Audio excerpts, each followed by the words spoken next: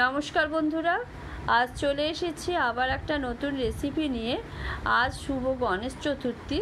তো এই গণেশ চতুর্থীর দিন আমি গণেশের জন্য ঘরেই তৈরি করে ফেললাম মোদকটা তৈরি করেছি সুজির। দেখুন, তার জন্য প্রথমেই কড়াইয়ে অল্প একটু ঘি দিয়ে সেটা ভালো করে গরম করে নিলাম। এরপর 150 গ্রাম মতন সুজি সেটা আমি ভেজে নিচ্ছি।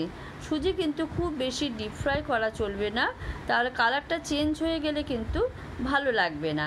অল্প একটু ভেজে সুজিটা কিন্তু রেখে দিতে হবে। দেখুন, সুজিটা আমি রেখে দিলাম। এরপর আমি 1.5 লিটার মতন দুধ নিলাম। দুধটা একটু বেশি করে নেবেন, তাহলে কিন্তু মোদকগুলো খেতে খুব টেস্টি হবে। এরপর দুধটা ভালো করে ফোটাতে হবে। আর দুধটা একটু গরম হয়ে যাওয়ার পর আমি 50 গ্রাম মতন গুঁড়ো দুধ দিলাম। এতে কিন্তু দুধের টেস্টটা আরও বেশি বাড়িয়ে দেবে। দেখুন, গুঁড়ো দুধ দেওয়ার পর কিন্তু খুব ভালো করে খুন্তি দিয়ে নাড়তে হবে।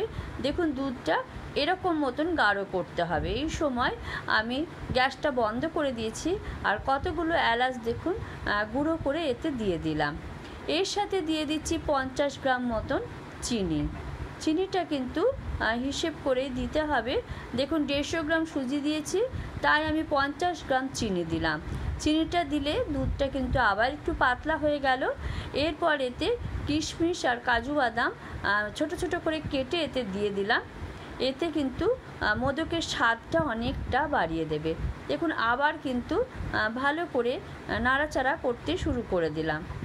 এরপর যখন দুধটা আবার ঘন হয়ে ফুটে উঠেছে, ঠিক সেই সময় যে সুজিগুলো আমি অল্প করে ভেজে রেখেছিলাম সেটা দিয়ে দিলাম। এবার সুজিটা দিয়ে কিন্তু খুব বারে এটা করতে হবে, নাড়তে হবে, তা নইলে কিন্তু বসে যেতে পারে। দেখুন, দুধটা দিয়ে ভালো করে ফোটাতে হবে। আর গ্যাসের ফ্লেমটা কিন্তু একদম কমিয়ে দিতে হবে। এইভাবে কমিয়ে রাখবেন, তাহলে সুজিটা কিন্তু নিজে নিজে একটু এই দুধের মধ্যে পড়ে সেদ্ধ হয়ে যাবে।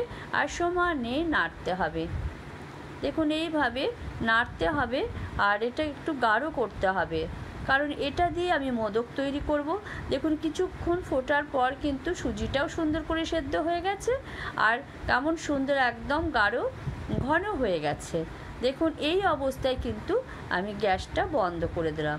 এরকম আঠা আঠা ভাব হয়ে আসতে হবে, ঠিক সেই সময় বন্ধ করতে হবে। আর দেখুন, চারদিকে বসে যাচ্ছে, তখন কিন্তু বুঝতে হবে এটা হয়ে গেছে। এই সময় আমি গ্যাস বন্ধ করে দিলাম। আর সমানে কিন্তু নাড়তে হবে। এটা কিছুক্ষণ ঠান্ডা হতে দিতে হবে। দেখুন, আমি একটা থালাতে নিয়েছি। এই থালাতে কিন্তু আগে অল্প একটু ঘি মাখিয়ে নিয়েছি।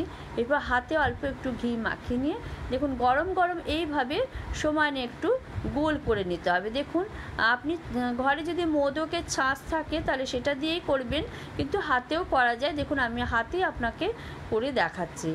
গরম এইভাবে তাড়াতাড়ি করে করতে হবে, কিন্তু বেশি ঠান্ডা হতে দেওয়া চলবে না, তাহলে কিন্তু শক্ত হয়ে যাবে, তখন আর মোদক তৈরি করা যাবে না। দেখুন, এইভাবে ছুরি দিয়ে অল্প বডিতে একটু দাগ করে নেবেন, তাহলে দেখতে ভালো লাগবে। দেখুন, এইভাবে আমি মোদকগুলো তৈরি করলাম। আপনাদের বোঝানোর জন্য আমি আর একটা মোদক তৈরি করছি। দেখুন, এইভাবে মোদকগুলো তৈরি করে নিতে হবে। দেখুন, গরম হাতে করে প্রথমে এরকম গোল শেপ করে নিতে হবে। সমানে একটু প্রেশার দিয়ে চেপে করতে হবে। তারপর একটু রাউন্ড শেপ করে দেখুন হাতে করে ওপরের দিকটা এইভাবে সরু করে তুলে দিতে হবে। তারপর নিচের দিকটা একটু চ্যাপটা করার জন্য হাতে অল্প করে প্রেশার দিলাম। দেখুন, এই রকমভাবে তৈরি করে নিতে হবে। আর গায়ে অল্প করে ছুরিতে করে একটু দাগ দিয়ে দিচ্ছি, তাহলে দেখতে ভালো লাগবে। আর পুরো মনে হবে যেন মোদক তৈরি করা হয়েছে। আপনাদের যদি মোদকের ছাঁচ থাকে তাহলে তাতেই করবেন। দেখুন, একে এইভাবে সমস্ত মোদকগুলো আমি করে ফেললাম। দেখুন, রেসিপিটা দেখে যদি ভালো লাগে তাহলে অবশ্যই লাইক, শেয়ার আর সাবস্ক্রাইব করে দেবেন বন্ধুরা।